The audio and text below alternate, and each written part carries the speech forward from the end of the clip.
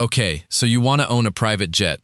Not some massive Gulfstream that costs more than most people's houses, but the entry-level dream, the Cirrus Vision Jet, the smallest, most affordable jet you can actually buy, the one social media calls the personal jet, because a single pilot with the right license can fly it alone. No crew, no co-pilot, just you and the sky. You see the price tag floating around online, somewhere around $3 million, and you think, it's actually not insane. That's a nice house in some cities, and in exchange I get a private jet. You picture yourself skipping the TSA line forever, landing at small regional airports minutes from your actual destination, flying whenever you want with nobody else's schedule involved. That is the picture in your head right now,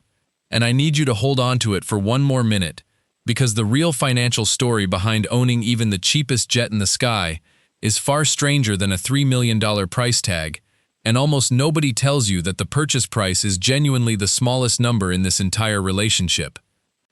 Before we go any further, hit that subscribe button, because this channel breaks down the real economics behind the things people assume are simple, and this one gets stranger the higher you climb. Let's start with the number everyone fixates on, the sticker price, because a brand new Cirrus Vision Jet currently runs around $3.3 to $3.6 million, depending on avionics packages and interior customization, which genuinely does make it the cheapest way into private jet ownership by a wide margin, sitting well below light jets from Cessna or Embraer that start closer to $5 to $8 million. But here's the first thing almost nobody explains. Before that number gets wired to the manufacturer, you cannot simply buy this jet and fly it home the same way you'd drive a new car off a lot. You need a type rating specific to this aircraft, essentially a specialized pilot certification proving you can safely operate a single-engine jet, and that training alone typically runs $15,000 to $30,000 depending on your existing flight experience, stretched across several weeks of intensive simulator and in-aircraft training before you're legally allowed to fly it solo.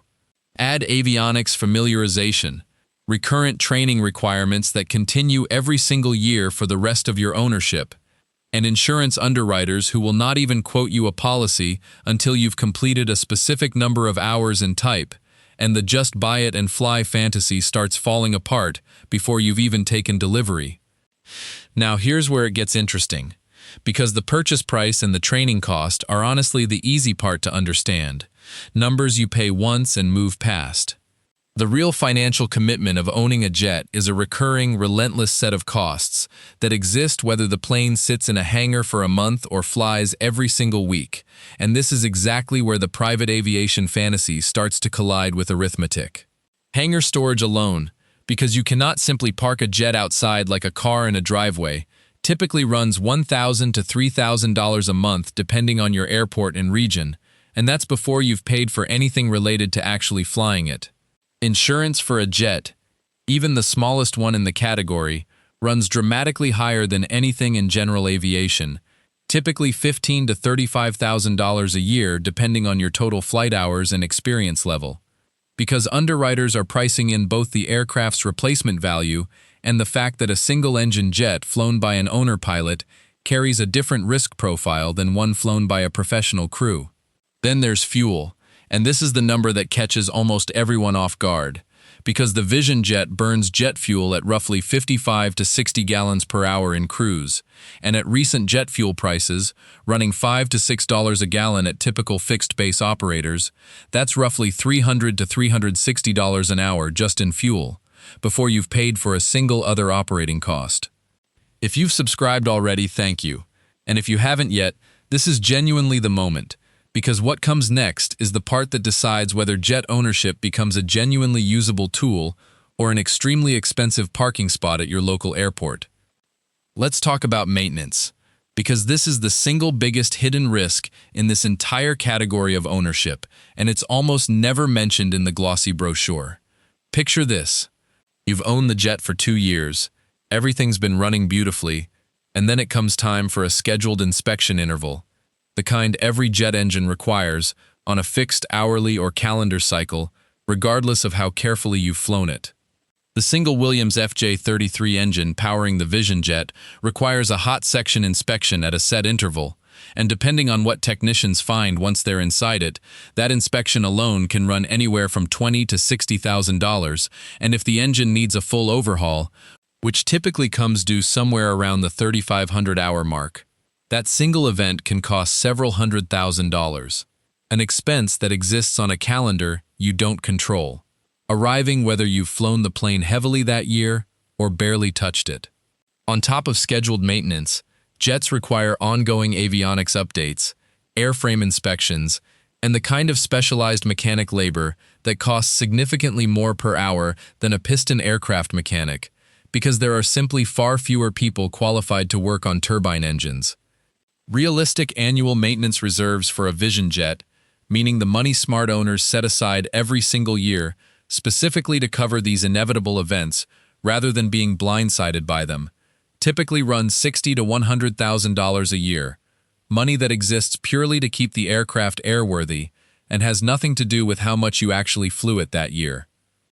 This connects to something almost nobody explains to first-time jet buyers before they sign the purchase agreement. How many hours you actually plan to fly changes the entire economics of this decision, and most new owners dramatically overestimate their real usage. Picture buying this jet expecting to fly it every other weekend, maybe 150 hours a year, and then life happens, work gets busy, weather cancels half your planned trips, and you end up flying closer to 60 or 70 hours annually instead.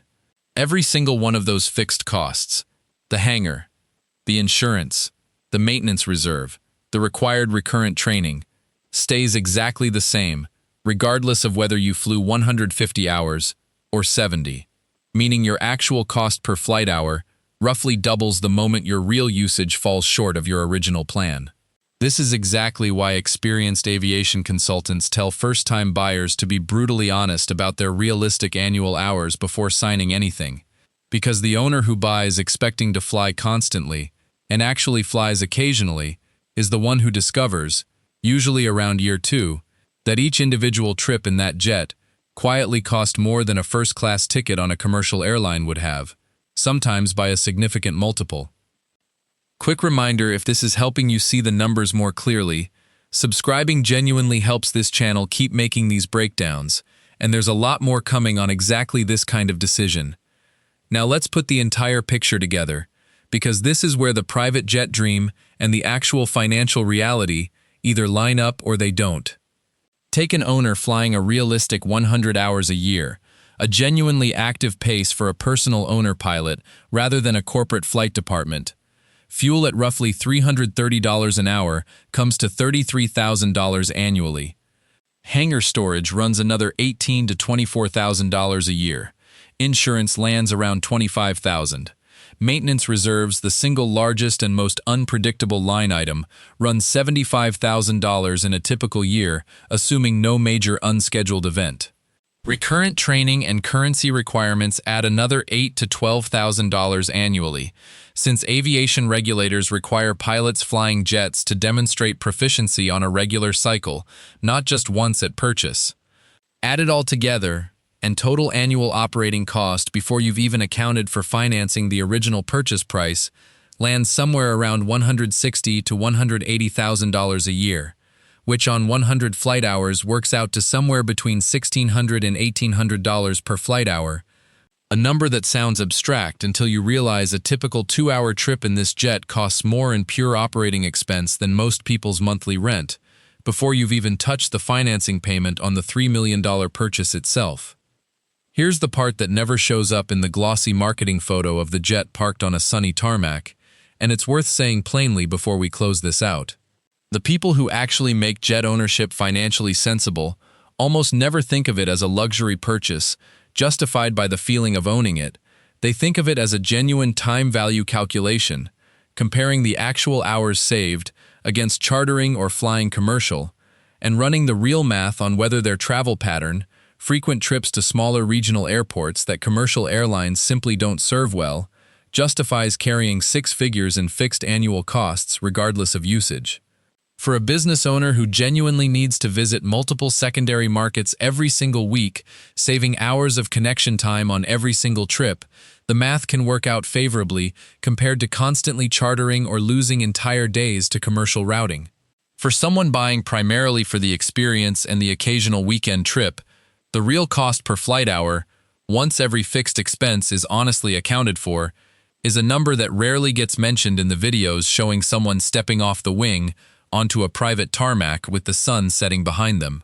The owners who genuinely feel good about this purchase years later are almost never the ones who bought based on the sticker price looking surprisingly reachable.